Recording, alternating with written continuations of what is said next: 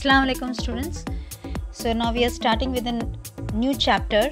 It's the second term, analysis of financial statement. In the last lecture I have given you the theory of it. Now in this chapter you have to study the types of ratios. Okay, so the first ratio which one you are going to study is nothing but gross profit ratio. The formula for the gross profit ratio is nothing but gross profit divided by sales into 100. Okay, this gross profit will be given to you in the trading account on the debit side, and the sales will be given on the credit side of trading account. So you have to take that amounts and then you have to multiply with 100. Now what is the significance or the importance of gross profit ratio? You have to remember this very well. Firstly, this ratio is important in the analysis of the basic profitability of a business concern. This is used for the profit basis. And secondly, this ratio indicates the efficiency of the production, the purchase and the sales departments, the degree of cost control and the labor efficiency. So these are the 2 points which you have to keep in mind, the importance of the gross profit ratio. The next slide is, next formula for this is net profit ratio. The formula for this is net profit divided by sales into 100. You have to see the net profit which will be given in the profit and loss account on the debit side. Sales will be given in the trading account on the credit side, and you have to multiply with 100. Okay, the importance of this, the significance of this, firstly, this ratio is useful to the proprietors and the investors in judging the prospects of return on their investments. Secondly, it is a clear index of cost control, management efficiency and the sales promotion. The next formula is operating ratio. You have to calculate with the formula operating cost divided by net sales into 100. Now how to calculate this operating cost? You have to keep this in mind. Operating cost is equal to cost of goods sold plus operating expenses. Now cost of goods sold is equal to sales minus gross profit. Sales will be given to you in the trading account on the credit side, and the gross profit will be given in the trading account on the debit side. So you have to deduct both and you get the cost of goods sold. Now how to calculate operating expenses? Operating expenses will be given in the profit and loss account on the debit side. You have to see the all indirect expenses like administrative expenses or office expenses, selling and distribution expenses, finance expenses, research and development expenses. These all are indirect expenses which are used in the profit and loss account on the debit side will be given, and that is nothing but operating expenses. So this is how you get the operating cost. You have to add these two and you get the operating cost, means add both cost of goods sold plus operating expenses. And then net sales is nothing but the sales which is given on the credit side of trading account. You have to take that and then you have to multiply with 100. So you get operating ratio. Now what is the importance or the significance of this? Firstly, it is used to ascertain means verify, to ascertain the efficiency of the managerial operations. And secondly, this ratio is useful to test the operational efficiency of the business. So these are the 2 points, the 2 importance of the operating ratio.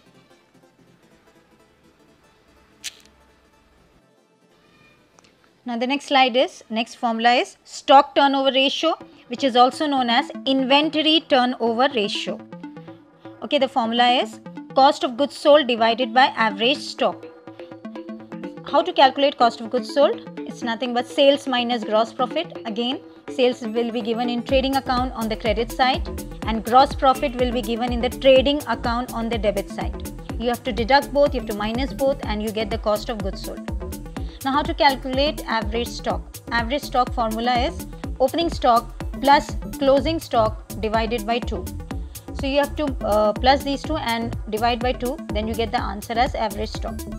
Now to calculate the entire stock turnover ratio, you have to take this cost of goods sold which one you have calculated, divide by average stock, and the answer which one you get, you will write it as in times. Okay, because this is stock. Now what is the significance or the importance of this? There are 2 significance. Firstly, this ratio helps in determining the liquidity of a firm. And secondly, this ratio helps in evaluating the inventory policies of the company. Next slide, debtors turnover ratio, the formula, credit sales divided by average accounts receivable. Credit sales, you should remember always, sales are of two types, cash sales and credit sales. Okay, total sales it gives. So you have to see if in the question sales is given, there is a bifurcation of that or not, cash sales or credit sales. Okay, so you have to take that. Since it is not given, you will consider sales as an assumption as it's a credit sales if it's not given. Okay, so now how to calculate the average accounts receivable? The formula is debtors plus bills receivable. Debtors will be given in the balance sheet on the asset side, and bills receivable also will be given in the balance sheet on the asset side. These both are current assets. Okay, so that gives you average accounts receivable. Then you divide credit sales divided by average accounts receivable, and the answer which one you get, that will be the debtors turnover ratio. Now, what is the importance or significance of this? Firstly, this ratio indicates the efficiency of staff which is entrusted in the work of collection of debts. Secondly, this ratio also helps in cash budgeting. The next ratio is creditors turnover ratio. The formula is credit purchases divided by average accounts payable. Credit purchases, now listen, purchases are of two types, cash purchases and credit purchases. If this is given in the question, purchases is given on the trading account in the debit side, bifurcation of it, so then you have to take credit purchase from that. But when it's not given, you have to take purchases as credit purchases as an assumption. Okay, average accounts payable is equal to creditors plus bills payable. Creditors will be given in the balance sheet on the liability side, and bills payable also will be given in the balance sheet on the liability side. So you have to add both creditors and bills payable, and you get average accounts payable. Now how to calculate this? You have to divide both credit purchase divided by average accounts payable, and the answer which one you get is nothing but creditors turnover ratio. Now what is the significance or the importance of this? Firstly, this ratio tells at what speed the creditors are paid. And secondly, time value concept will not be considered at the time of computing ratio. Now you can see the next slide, current ratio. It's very important. It is also known as working capital ratio, or you can also call it as 2:1 ratio. So you have to not get confused. Whenever any other name comes from these three, you have to consider it as a current ratio. The formula is current asset divided by current liability, where current assets is equal to cash, bank, debtors, bills receivable, closing stock, prepaid expenses, short-term investments. Please understand, all these current assets you will get on the asset side of the balance sheet. Current liability is equal to creditors, bills payable, outstanding expenses like in the form of outstanding salary, outstanding rent, outstanding wages, proposed dividend, provision for taxation, bank overdraft. These all you will get, current liabilities you will get on the liability side of the balance sheet. So you have to divide both current asset divided by current liability, you get the answer as current ratio. The importance and the significance of this is, firstly, this ratio indicates the strength of working capital of the business enterprise.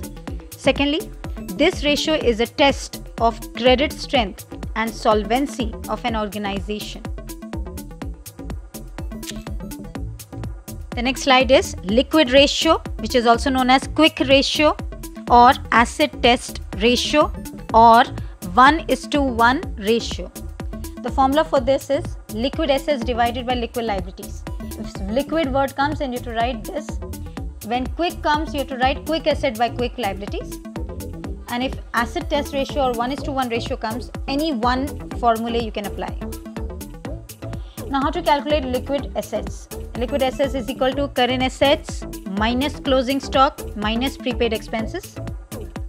Current assets you have to calculate, you have to see current assets on the asset side of the balance sheet. You have to take all current assets from there, you have to add it, deduct closing stock. Closing stock also will be given on the asset side of the balance sheet.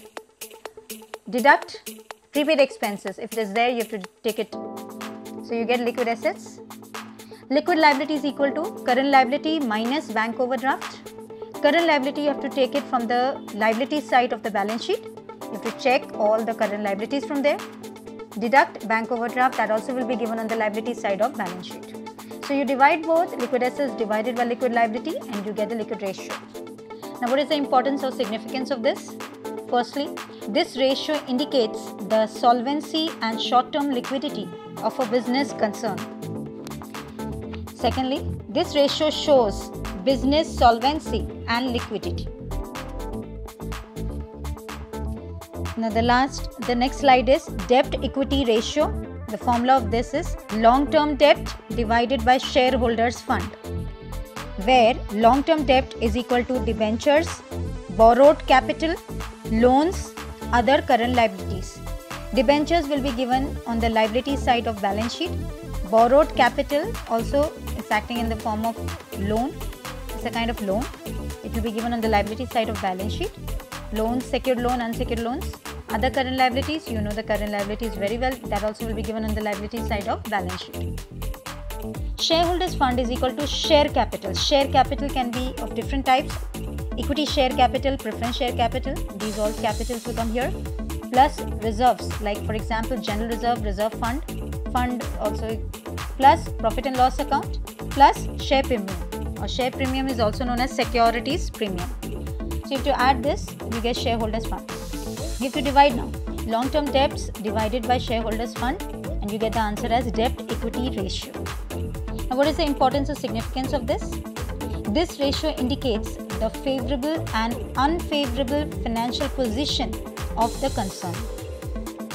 This ratio shows the long-term capital structure. So these are the two importance of debt equity ratio.